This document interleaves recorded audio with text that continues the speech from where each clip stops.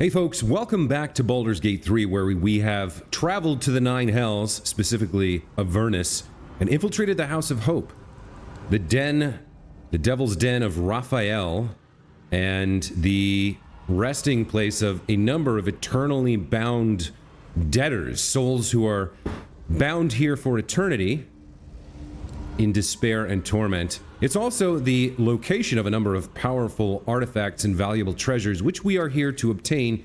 First among them, the Orphic Hammer, an artifact which will allow us to break any fiendishly forged chains, including those binding Hope and Prince Orpheus of the Gith. Last time we sort of finished exploring the East Wing with a couple of battles. Now it's time to infiltrate Raphael's bedroom and see what we find. We do have a lever here. I suspect that would have opened the door from the inside. We have a vase with nothing in it. An opulent chest, which is locked. However, Astarion can usually pick any lock that presents itself. Let's see how he does with this one. Unsurprisingly, he is easily able to crack it for us. Never mind. Oh, we've got some good stuff in here. Hastening spores. Very nice. A Goth eye stalk? Gouth eye stalk? I'm not familiar with a Gouth. I've read through the monster manual, but I don't remember this. Anyway, let's pick it up. We've got a gold ingot, some gold, and a potion of angelic slumber. Fantastic. Alright, what else have we got going on here? You know what? Yeah, I'm gonna do it. I'm not gonna use the angelic slumber. I don't need a long rest here on Tava. But angelic reprieve, we do have 3. Tava will go to sleep for 2 turns, gain the benefits of a short rest, and regain all first and second level spell slots, which for her is like almost everything. She'll have back 4 first levels and 3 second levels, which is great. I'm gonna do it. Let's drink one of these. So Tava falls asleep.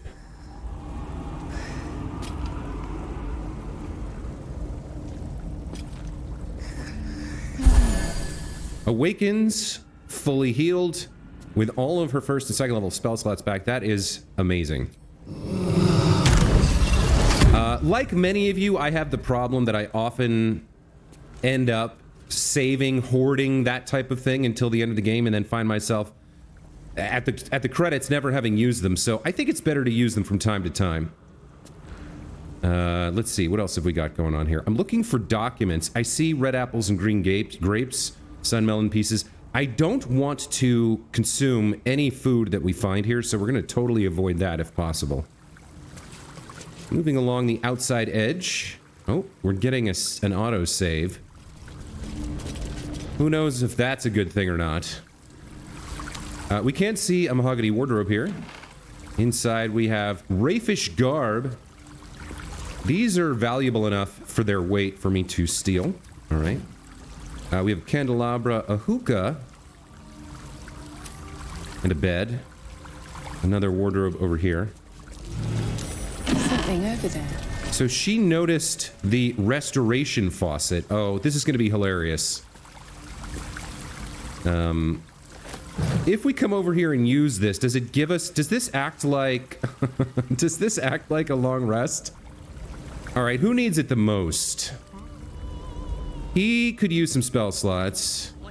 She's doing shockingly well, actually. Karlach could use her rage charges back. That would be nice for her. Let's start out with Astarion here. Let's see what happens if we... Let's detach him from the group and have him come over into these waters. Something over there. Okay.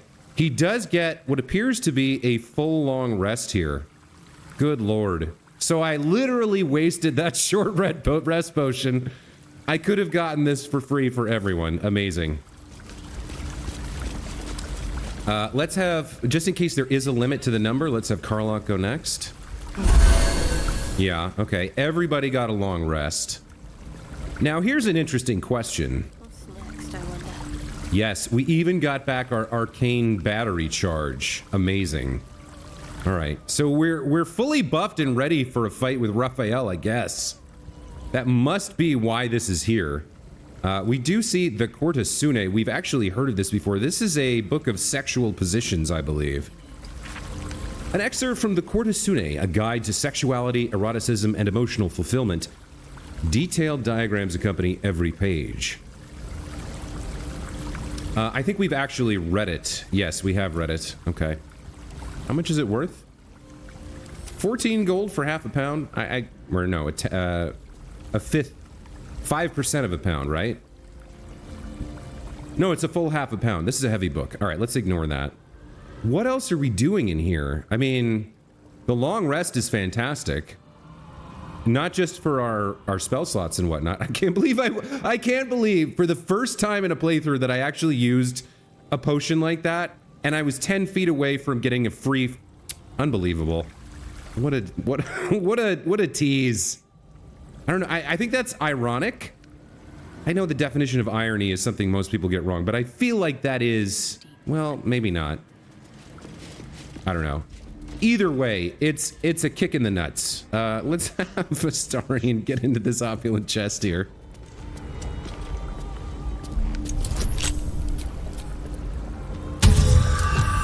At 34, that's a high roll even for him. Shouldn't have wished to live in more interesting times.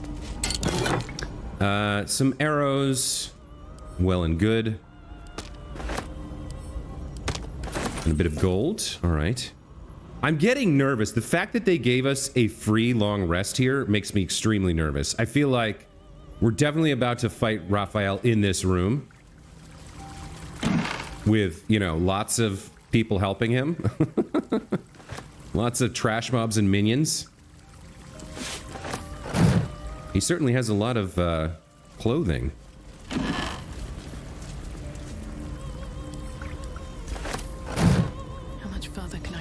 But he doesn't seem to be here, so we see there's artwork, there's decorations, there's this, like, flowing fountain. Clearly there's a button right there. Alright. Oh, here we go. Taming Hope Part 2. Let's take a look at this. Carilla's transcript of a conversation between Raphael and her sister Hope.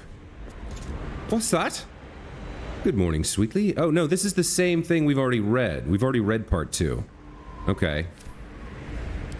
This would be, yes, this is, what do you call 5%? It's half a tenth? A 20th, I guess? A 20th of a pound for 14 gold is worth picking up. And I mean, since I'm standing right here, I'll grab this silver tray as well. The glass goblets are sort of worthless. Starburst Shandy. Not anything I want to drink. It's from the Hells. There's a padded ottoman and Raphael's bed. What happens if we get in here? Nothing. Okay. Out on this little miniature balcony, we have a large vase. And some more silver. Alright, well, the only thing left to do is hit this button and see what happens. I'm pretty sure she missed the button, right? But if we bring, like, Karlach over here... That might be worth a look. Yeah, she's got to be talking about... Oh, there's a trap! Raphael bears flame. Let's disarm it. This is a DC 20. See how we do? 31. Gotta love it. There's a reason Astarion's been in the party the entire time. Let's hit the button. Reveal the safe. Alright. Pick the lock. It's a DC 25. Natural 10. Gets us to 28. Alright, what has he got squirreled away in here? Raphael's notes and 5 soul coins. Very nice. Alright, let's read these. The actors have finally reached Baldur's Gate, so I can commence the next stage of my play. They have learned the Astral Prism's secret, but I will tell them that I have the key, the Orphic Hammer, the only thing that can break the prince's chains. The hammer will be kept safely in the archive, protected by a password. What shall it be? Perhaps give me my heart's desire. A magic keyword. That'll help us in the archive. Okay, well that's probably pretty valuable. Likely a safe we could not have picked with conventional tools, right?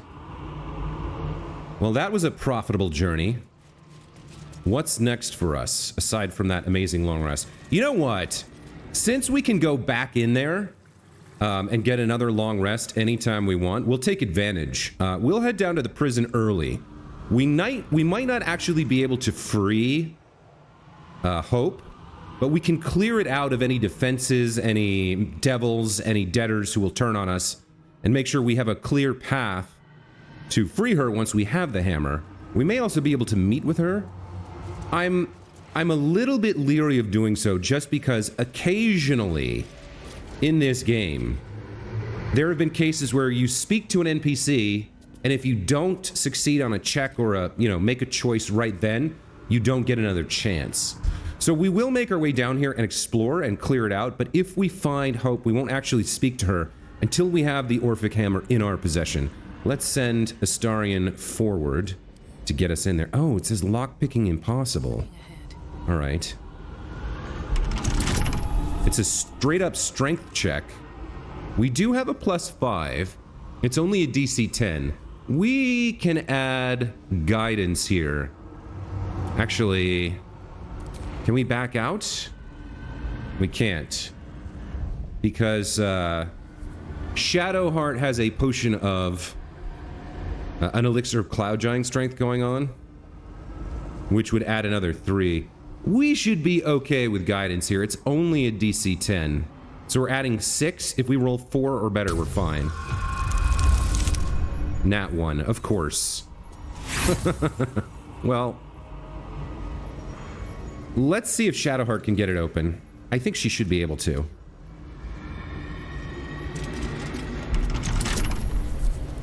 Yes, we'll give ourselves guidance as well. That's more like it. Good job, Shadowheart. Okay. Let's head down to the prison. As bad as it could have. Let's go into turn order real quick and take a peek around here. Okay. So, we have some lamps. We probably want to destroy those. We have the way back up. All right. Let's start by taking out the lamps and hiding. There is a button here. Okay. Let's smash the lamps. Oh. Careful. The jailer will swallow you whole if you take another step. And you won't be able to save me while you're being digested. You found my prison. My body is held in chains just beyond. The whole house is tumbling down and Raphael's striding across the plains to come catch a mouse. I was rather hoping I'd be leaving with you rather than sizzling like a frog in a furnace. But do you expect to shatter the chains with your thick skull? Sorry. I'm sure your skull is lovely. I can't wait to see it. With all the skin attached, of course. But you didn't bring the hammer. It's the only thing that can break my chains. Okay, I'll go find it. This is kind of what I was worried about. I'm glad the game gave me a warning. Don't try this without the hammer. I'll go find it. Not here, you won't, you blundering cricket! It's in the archive. All right. We'll come back here after we get the hammer then. Simple enough. Seems simple enough. That might be the episode title. Moving ahead. All right, so let's proceed past Raphael's bedroom and continue making our way towards the archive, which I think has to be this way. We've seen the statues of the various sins given places of honor here in the House of Hope. All right, here's a set of doors we haven't gone through. Let's turn off the lights, sneak up, crack the door. Do we have enemies out here? We do not. It looks like A very simple little balcony to nowhere. Now, again, can Tava do anything here? Can she fly up to, like, here? No, she can't. Okay, so we can't actually do anything with these balconies, which is a bit odd. I'm not sure why you would have a door that just leads out to nothing, but... I suppose we're not Raphael's feng shui expert, so it's up to them. Flock to me, all who are burdened, and I will give you hope. For my house is yours, and the door is always open. Yeah, that's how he gets them. A rich clock. The face of the clock is downcast. Anything else we can interact with? All right. We have Raphael's archive there. We'll hold off on entering that just for the moment. What else have we got? A list of essential personnel and a locked rosewood desk. Let's read the list first. A record of various associates of Raphael's listing their duties and their respective performance. Gorilla Hearthflame, fieldwork. So far, I've barely had to singe the tips of her fingers. This one shows promise. Archivist, naughty boy, supposed to be looking after the collection, but has a tendency to drift. May have to start breaking his neck to give his spine a chance to recover. Nabaldan, little shit let Gortash get away. Not letting him near the prisons ever again. Chamber of Egress will do fine until I find a replacement for him. Okay, was Nubaldan the architect we met? I can't remember. No, he was the architect hated Ketheric Thorm. I don't remember if we know Nubaldan. Corilla seems to have betrayed her sister, Hope Hearthflame, for reasons that we don't understand. Perhaps it was part of a deal. Let's examine this. Half a pound for 14's a bit much. Alright, Astarion, get us into the desk. With pleasure. Only a DC 10. I don't think he can fail that aside from a nat 1. No one back home will ever believe. In the desk, we have a scroll of Wall of Stone. Very nice. And hey, look at that. A potion of angelic reprieve. The one we wasted comes back. Very nice. All right. I still can't believe that's how that played out. Ridiculous. Lever here to open the doors. Another plaque. There can be no hell without hope. A good point. And then this chest does not appear to be locked. Something over there. A wine goblet. The spilt wine is laced with the perfume of an exquisite poison. An unexpected treat. Okay. The spilt wine is laced with the perfume of an exquisite poison. An unexpected treat. Does that mean we can make a poison from it, or... I'm not quite sure what that's about, except that we won't drink the wine, which is fine. Open up. In the chest, some alchemy ingredients. Okay. Let's take it all. And... yeah, see, I never understand why. The ritual pouch we can drop. Alchemy pouch... some of it, sometimes it goes in when I pick things up, sometimes it doesn't. So like that one right there didn't go where it was supposed to. All right. And then the same thing with the keys.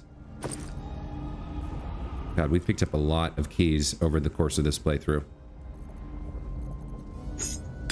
There we go. There was 2, looks like. All right. Sort by type. Done and done. Into the archive we go to retrieve the Orphic Hammer. And of course, we also have to worry about... Just to put my hands on everything. the Defender. The Archivist apparently wanders sometimes. That's something we might be able to use to our advantage. Maybe we can sneak in there.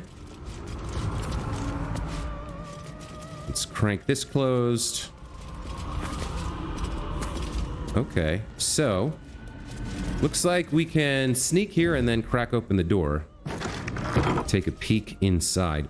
Do we see enemies? Not off the bat, although they could certainly manifest from nowhere, I suppose. Let's continue sneaking just into the beginning part here. Vandalism, thievery, murder, dawdling with intent. What crime did you commit? Doesn't matter, because it was the wrong crime. You didn't steal what you came for. But there's no turning back. You need to leave, and you need to take me with you.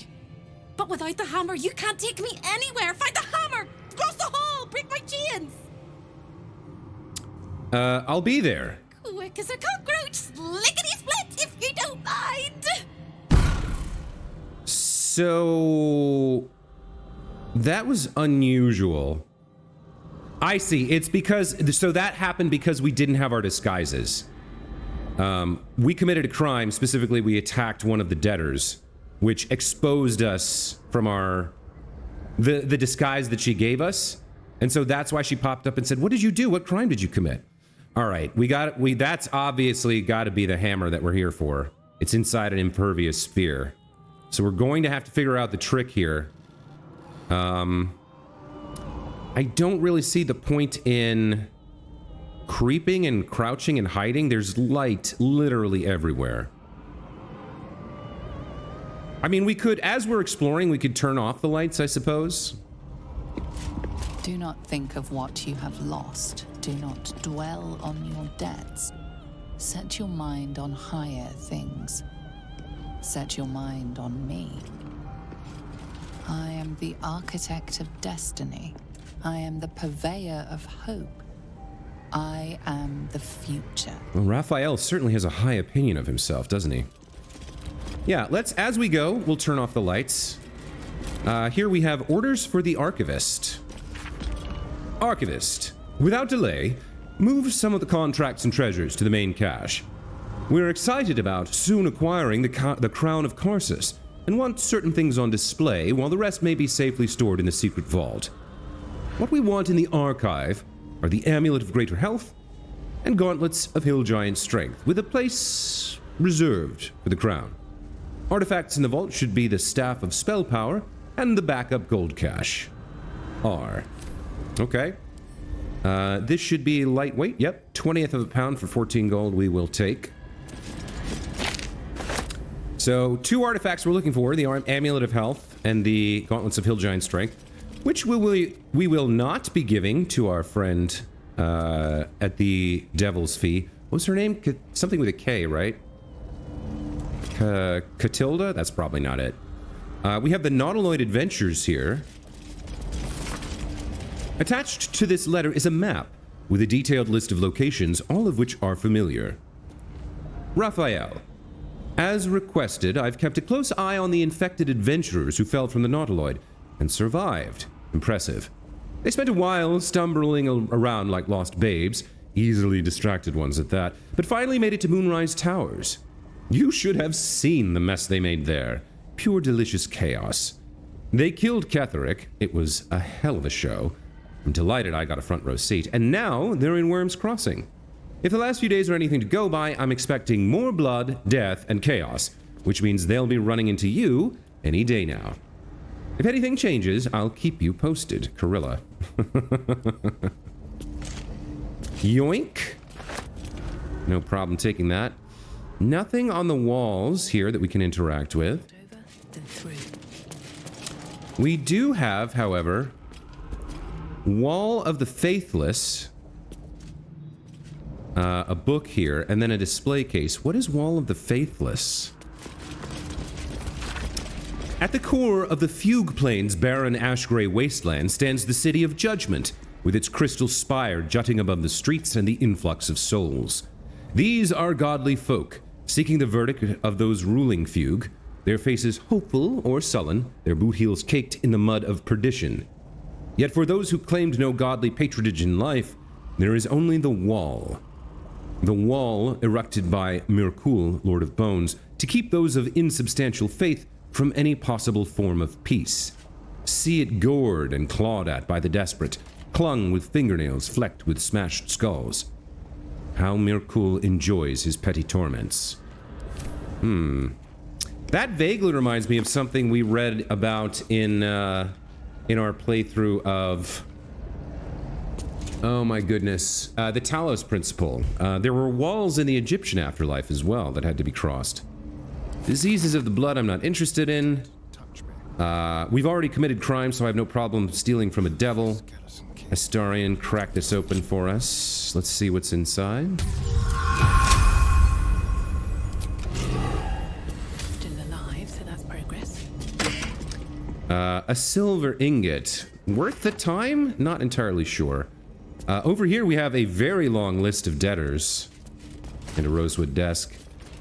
An extensive list of the names of the residents of Raphael's house. Separated by headers, loaned, punished, put to work, fed to pets, used as leverage, missing. In the desk, a potion of invisibility, thank you.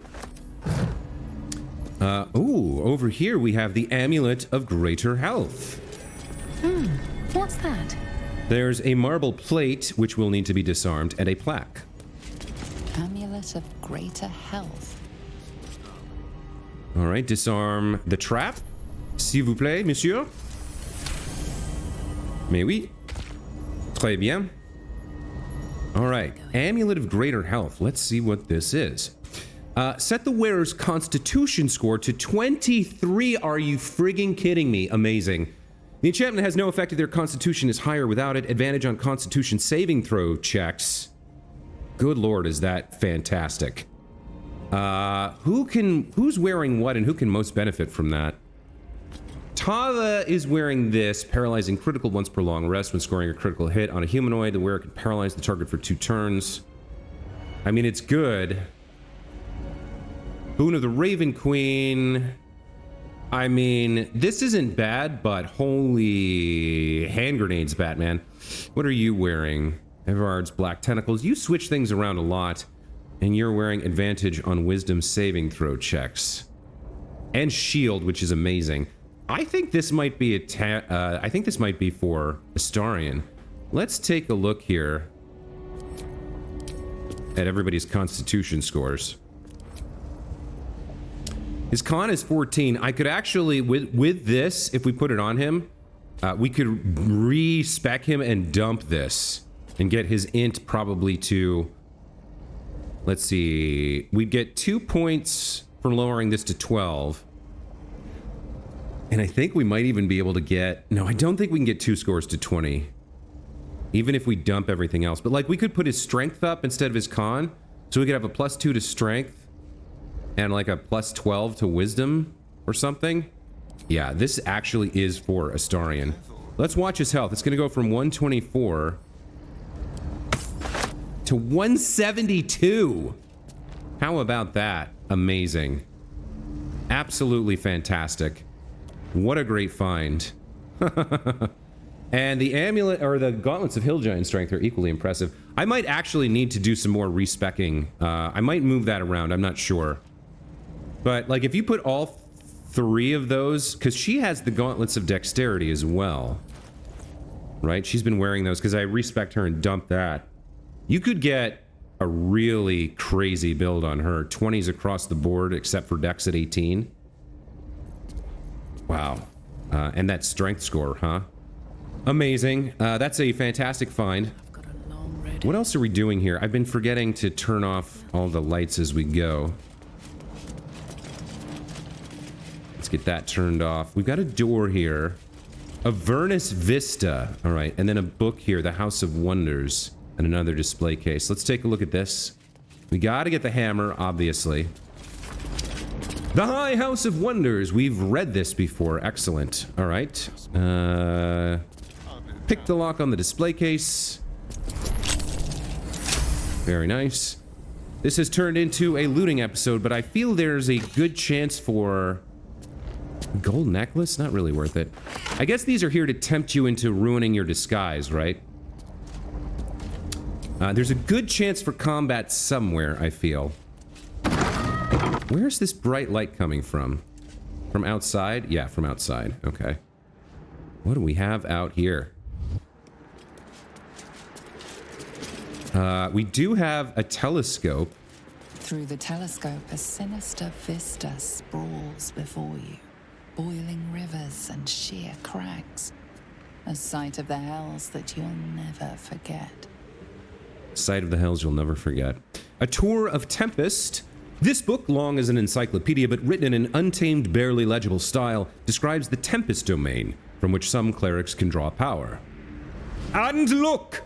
When you are whipped with the wild winds or stricken until stick-like and burning from the god's lashing lightning tongue, are you not suffused with the power of Tempest? Aye, how Queen Umberlee and Lord Talos fight and fray over its dominion. But even they on high, know in truth tempest can never be tamed, only channeled by the favored few. Reach up thy hands to the sky, outstretched, awaiting breath of gods to blast the oblivious, supplicate and ask to be drowned, to be blown asunder, to be destroyed. Or perhaps, to be granted such might to speak the words of Talos with thine own sweet hand. Is there anything hidden in here? There is a plaque. Vengeance, the most delectable of poisons. Vengeance, another sin. Here we have Tiger Mist. 30 gold for a pound. I think we'll pass on that. Let's head back inside and check out. Yes, here we go. Here are the gauntlets. Man. Lots of good stuff here.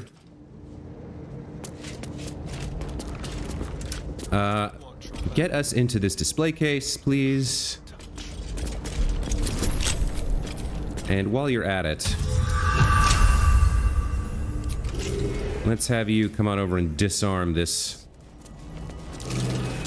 plate. There we go.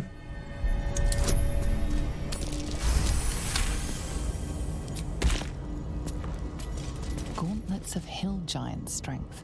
Okay, so these will set the wearer's strength to 23. Boy, we got some good gauntlets though. So what I would probably do is give her those instead and respec her to have normal dexterity. Like a 20 in dex. And then if she's wearing this as well, she'll have 22 con, 22 strength, 20 dex. That, I mean, that would just make her a monster.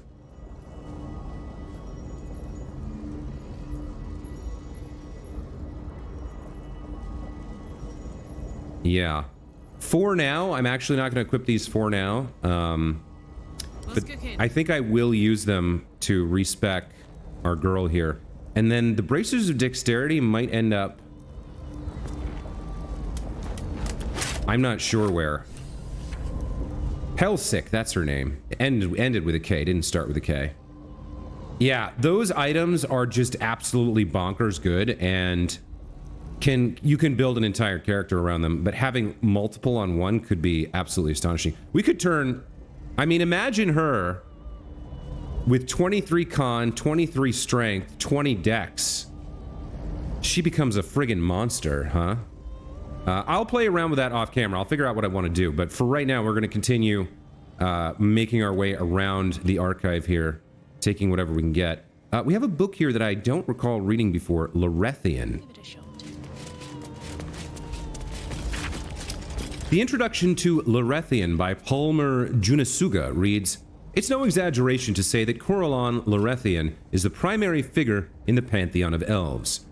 It's said that his tears mingled with those of Sehanine Moonbow actually created elves. As in all myths, the physiological reverse oblation God gives to his people is interesting. The elven people are not formed from Corellon's hip bone, his throat, his testicles. Instead, they arise from an expression of sorrow. Some scholars frame them, then, as an antidote to his pain. Corellon was, at the time, experiencing loss and feelings of betrayal. More traditional thinking, and here I quote the elven sage Ephir Lokulon, places elves as sad as a species can be. This rings truer for me. Life, after all, deposits its fair share of difficulties on those burdened with living it, and elves endure a long, long time."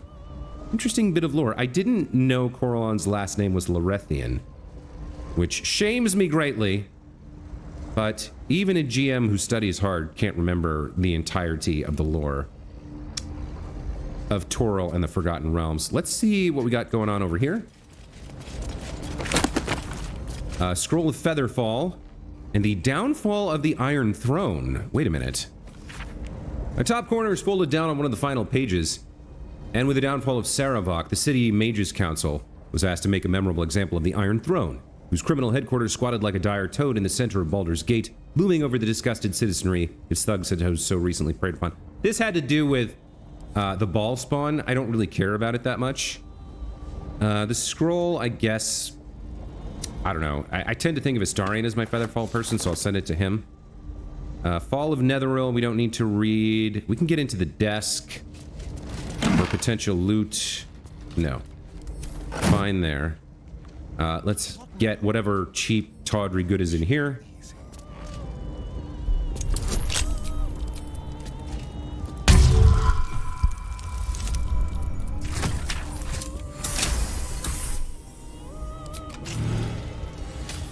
And let's pick this one as well, since we're here. There's a nice 30 for you. Stayed interesting. All right, rob him blind. A potion of speed we'll take. What else we got? A ruby. How much is that worth? 90 gold? All right, sure. Taming Hope Part 1. This is interesting to me because we've read Part 2, but we're not sure why Carilla betrayed her sister. Let's see. Carilla's transcript of a conversation between Raphael and her sister Hope. Did your mother sing you nursery rhymes? What? Little Miss Teffel sat on her kettle, steam blowing between her lips. Along came her oven in need of some lovin', and soon she had scalded hips. That's funny. And yet you do not laugh. Come, Hope, don't look so aggrieved. This little realm around us, this house, you have mastery of it. And you of me. Sing me a song. Hope, I'm speaking to you. Now don't go silent. I'd hate to have to slit a child up the navel and rinse you in their insides. You're some pervert. Then sing me a song, I say. Nursery sweet. But don't demean. I'll know if you do. Hope. After some moments, she does. I remember our mother used to sing it to us, a gentle melody, laden deliciously like plump young arms laden with autumn-ripe apples. When the song concludes, Raphael sighs and looks at my sister. Oh, you're something, my dear. Really rather something. I would have you master your own fate. Let me give you free rein to do so. Let's abandon this whole ugly imprisonment. Serve me willingly. Things would be as merry and jubilant as that song you've just given me. Sweet Raphael? Yes, Hope? Eat shite. But stuff your maggoty tongue in some other woman's ear. Here, he looks upon her with such longing and hate, I think he might actually kill her. Oh, that was in error, my dear. In grave error. I shall see you soon. So, there's some weird, twisted relationship between Raphael and this Hope chick. It seems he both loves and hates her, wants to possess her, named the house after her, chained and torments her. He wants her to serve him. As I believe he thinks, if she, I don't understand if she's some sort of deific being, an incarnation of the concept, or what exactly she is, but there's a very weird, eager desire for him to possess her completely. We do have the fugue organ here.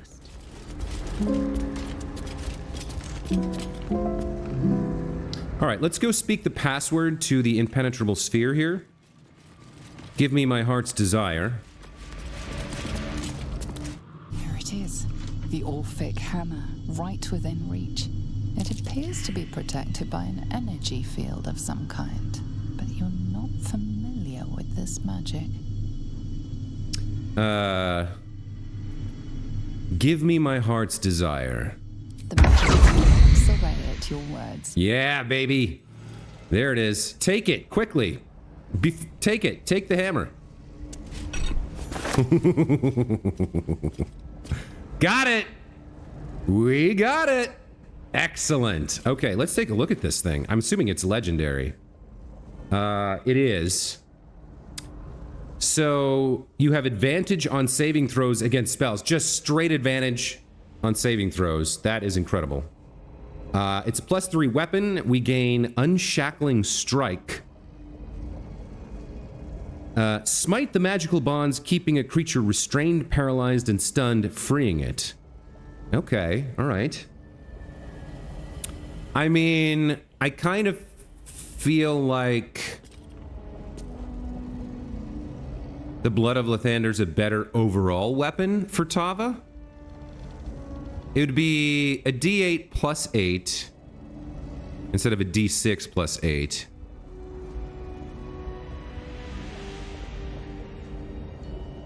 Yeah, so this is a D6. This has the potential for 4 more damage on the upside. But spell resistance is amazing. I will add that. Who should wield this? Because it's one-handed, so she could wield it. Or we could give it to Karlach, but Karlach has Baldurin's Giant Slayer. 2d6 +8. You know what? I do think advantage on saving throws against spells is particularly good for her. Although when we get done with her respec, her wisdom and intelligence are going to be higher. And this Giant Slayer stuff, like the giant form is nice. You know what? We can trade these things in and out, right? Like we can have her use this until she's used Unshackling Strike or... But I don't typically do it. I think if I give this to her, she'll just be wearing it. That'll be it, right? Well, let's send it to Karlach and take a look. So for her, this does 15 to 25. This would be 9 to 18. It is a reduction in potential damage. Why is it 9 to 18 for her?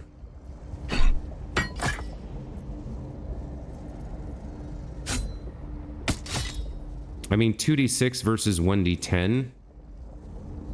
Seems like... Oh, right. Giant Slayer adds your strength modifier. Okay. So then, yeah, she probably won't be using this. I guess we'll send it to Tava. As a Warhammer... Yeah, Tava's the only other one who can use it. And don't get me wrong, advantage on saving throws against spells is fantastic. But Lathander's Blessing is a really nice death ward. And the Sunbeam is nice too. I guess for her it is a damage upgrade, isn't it? It'll be 13 to 20 if she wields it one-handed. All right. That Lathander's Blessing is nice. And the Sunbeam is really nice too. But for the rest of today, anyway, she'll be wielding the Orphic Warhammer. All right. So we've looted the place blind. We've taken all his treasures. We've taken literally everything there is to take from the archive. And we're about to go to the prison to free his captive, who probably he values maybe even more than the Orphic Hammer. Hope. We're going to take Hope from him. And isn't that... poetic justice that will steal hope from the devil? But I'm wondering when he's going to show up. I feel like he should have been here by now. Like when I took the hammer, I sort of thought he would pop out and be like, "Aha! You will pay for your sins." Although he doesn't have that voice. I guess we're going down to the prison to fight the warden, the jailer. Let's see what happens. Oh, you know what we should do? Hold on. Hold up. Head back. Astarion suddenly is missing, what, 50 hit points? 48 hit points? Let's just get that fixed right up, shall we? Let's see. Kapow! And technically, we could throw Shields of Thralls around as well. All right, well, forget it. Let's go down to the prison.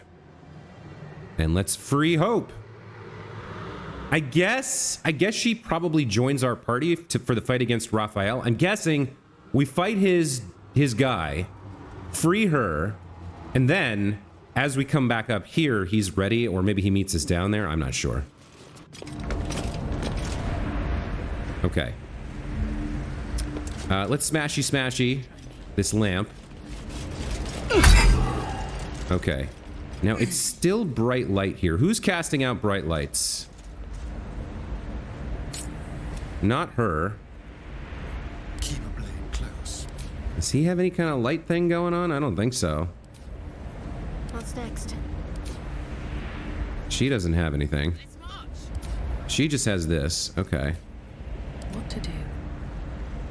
Call the Week is on. We have free cast. I always forget about that. So one thing we could try doing... I guess, yeah, there's no way to... That light isn't coming from here. I guess there's no way to hide here. So... We're just gonna push the button. One thing we could do is cast, like, a haste spell on Karlach before we go in. But I don't know if that's a good idea or not. Alright, let's just click it and see what happens. Petrified Debtor. There's Hope. What else we got in here? We do have some enemies. Vengeful Imps. Okay. Alright. You know what? I do have some basilisk oil. We could free this person. A debt to Raphael must be paid even in debt. Upon dying, the debtor explodes in damaging flames and is reincarnated as a fiendish creature bound to Raphael. Yeah, maybe we don't free her. Okay. So we have this class action we can take now. Where is it? The Orphic Strike. What's it called? Unshackling Strike? Right here, yeah. We can make this attack on her and free her. We can also speak with her. We have a spectator over there. Holy crap, am I glad I didn't rush in here. All right. So, guys, I'm going to take a break here. I'm glad I noticed this. We are going to... Can they be surprised? They can be surprised. All right. We're going to come in here. We're going to kill the spectator. I'm guessing that is the primary guardian. The creature that is torturing her. And he's got some little... Oh, there's two of them. Holy shit, there's two of them. All right. Well, next time's going to be an interesting battle. Like I said, I'm going to take a break here. When we come back next time, we will fight the pair of spectators. I guess we could try to sneak this, get in there quickly, invisibly, free her, and run. But I think it's much more likely that we're going to have a big-ass fight. Not only with them, but presumably Raphael comes storming back to his House of Hope, furious at our effrontery, and confronts us. We'll have to see. In the meantime, as always, thank you guys so much for watching. Hope you enjoyed this episode. I know it was a little bit on the slower side, but we're building tension, right? We're leaving it on a cliffhanger before we go in to fight two spectators and a few minutes later an archdevil as we try to free Hope from the house of her own naming. That's going to be it for this time. Thanks again, and we'll see you in the next one. Take care.